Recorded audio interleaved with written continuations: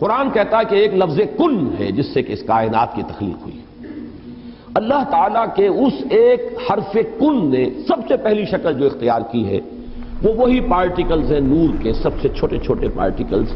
یہ خنک نور کا دور ہے جس میں کہ حرارت نہیں تھی، گرمی نہیں تھی، ٹھنڈی روشنی، ایک بسیط نور تھا کہ جو اس حرف کن کے ذریعے سے وجود میں آیا.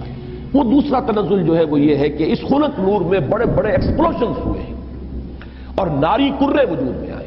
یہی ناری کرے ہیں جن کو ہم سورج کہتے ہیں. ایک بہت بڑا ناری کرہ ہے سورج. کہ یہ جو بڑے بڑے ناری کرے تھے یہ جب تیزی کے ساتھ حرکت میں تھے تو ان سے کچھ حصے ٹوٹ ٹوٹ کر ان سے علیحدہ ہوئے اور انہی کے گرد چکر لگانے لگ گئے. یہ ہے در حقیقت ان سورج کے گرد جو یہ سیارے وجود میں آئے ہیں، یہ کرے جو ہیں. پھر یہ ٹھنڈے ہونے شروع ہوئے اور ان میں جب ٹھنڈا ہوا ہے وہ ناری کرہ تو اوپر جو ہے کرسٹ آیا، راکھ، جیسے انگارے کے اوپر راکھ آ جاتی ہے. راکھ ٹھنڈی ہوتی ہے، اندر انگارہ موجود ہے. ذرا سی راکھ ہٹ جائے اگر اور آپ کی انگلی جو ہے اس انگارے کو ٹچ کر جائے تو جلے گی، لیکن اگر راکھ اوپر ہے تو وہ آپ کو محسوس نہیں ہوگا. اور چونکہ ٹھنڈی چیز سکڑتی ہے لہذا اس کے اندر اب دراڑیں پڑی ہیں، کہیں پہاڑ بن گئے، کہیں غاریں بن گئی. ساتھ ہی ان کے ٹھنڈے ہونے کی وجہ سے بخارات نکلے ہیں، انہی میں سے نکلے ہیں، انہی کروں میں سے بخارات نکلے ہیں. یہ بخارات ہیں جنہوں نے اوپر جا کر وہ جو جسے ہم فضا کہتے ہیں، ایٹماسفیئر، جس کے اندر گیسز ہیں، یہ یہیں سے انہی کروں کے ٹھنڈے ہونے سے وہ بخارات نکلے ہیں. پھر اس ایٹماسفیرک چینجز وہاں ہوئی ہیں کہ اس میں گیسز تھیں، ہائیڈروجن بھی، آکسیجن بھی، وہاں پانی بنا ہے. بجلی کے بڑے بڑے جب ہوئے ہیں ان کے اندر تو اس سے پانی بنا ہے اور پھر دھواں دھار بارش برسی ہے، بارش برسی ہے. اب جو ہمارے ہاں یہ جو اعداد آتے ہیں لاکھوں برس تک بارش ہی برستی رہی. نتیجہ یہ ہوا کہ جو جگہ نشیبی تھی ان میں پانی بھر گیا، سمندر وجود میں آ گئے. اب جہاں سمندر اور مٹی کا باہمی ربط تھا، یہ جو دلدلی علاقے کہلاتے ہیں، یہاں وہ ان آرگینک کمپاؤنڈز نے آرگینک کمپاؤنڈز کی شکل اختیار کی. یہاں سے حیات ارضی کا آغاز ہوا. وہ حیات نباتاتی بھی ہے اور وہ حیات حیواناتی بھی ہے. یہاں سے اس کا آغاز ہوا. گویا کہ کل حیوانات اور کل نباتات جو کرۂ ارضی پر موجود ہیں وہ سب کے سب در حقیقت اسی کرسٹ آف دی ارتھ سے وجود میں آئے.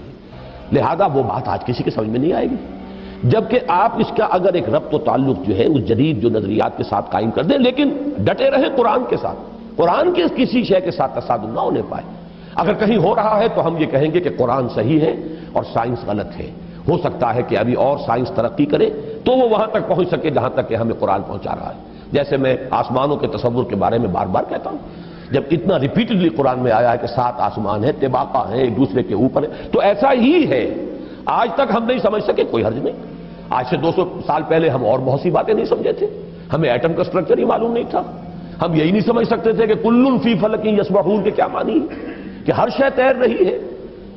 یہاں تو ثبات ایک تغیر کو ہے زمانے میں، سکون حال ہے قدرت کے کارخانے میں. چھوٹے سے چھوٹے ذرے کے اندر بھی آپ دیکھیں گے کہ اس کا ایک نیوکلیس ہے اور اس کے گرد جو ہے الیکٹرانز جو ہے چکر لگا رہے ہیں. آپ چاہے اجرام سماویہ تک پہنچ جائیں، سورج اور اس کے ان کروں کو لے لیں، تب بھی وہ ہر چیز تیر رہی ہے. سورج بھی کھڑا نہیں ہے، سورج بھی تیر رہا ہے. کوئی ستارہ اور سٹار ہے جس کے گرد سورج چکر لگا رہا ہے. کبھی ہم نے یہ سمجھا کہ سورج کھڑا ہوا ہے، کبھی ہم نے سمجھا سورج چلتا ہے، زمین کھڑی ہوئی ہے. یہ ہمارے علم کے ادوار تھے، یا یوں کہیے علم کے نہیں جہالت کے ادوار تھے. لیکن آج علم انسانی یہاں تک پہنچ گیا کہ کوئی شے کھڑی نہیں ہے، ہر شے تیر رہی ہے. اب معلوم ہوا قرآن مجید میں ایک سے زائد جگہ پر آیا کل فی فلک یسبحون، ہر شے اپنے مدار کے اندر اپنی سطح کے اوپر تیر رہی ہے.